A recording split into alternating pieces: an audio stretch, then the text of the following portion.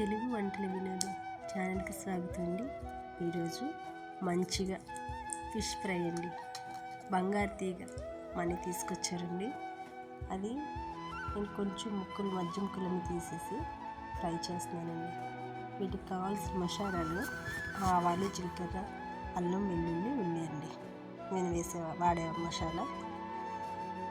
ఈ మసాలాని ముద్ద చేసేసి చూడండి, బాగా నీట్గా కడుక్కున్న చేప ముక్కలకి అందులో ఉప్పు, కారం, కొంచెం పసుపు, ఈ మసాలాని కలిపేసి చక్కగా ముందుగా కలిపేసానండి. ఆ మసాలా ముద్దతోటి ఒక హాఫ్ నిమ్మచెక్క కూడా మొత్తం రసం తీసి పిండేసానండి.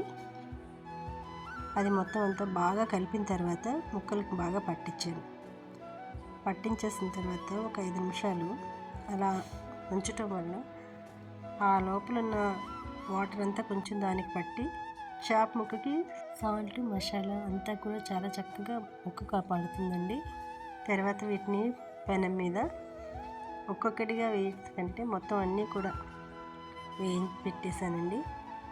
ఎందుకంటే మనకు ఒక్కొక్కటి అంటే టైం పడుతుంది. అదే లో ఫ్లేమ్లోని కాకుండా ఫుల్గా కాకుండా మధ్యలో పెట్టుకొని అన్ని ముక్కలు వేసుకొని కాస్త అట్లా వదిలేస్తే బాగా ఉడుకుతాయండి. చేప ముక్క బాగా ఉడికి మసాలా అంతా పడుతుందండి. ఇందులో నేను కార్న్ఫ్లోర్ కానీ శనగపిండి కానీ అట్లాంటివి ఏవి యూజ్ చేయలేదండి.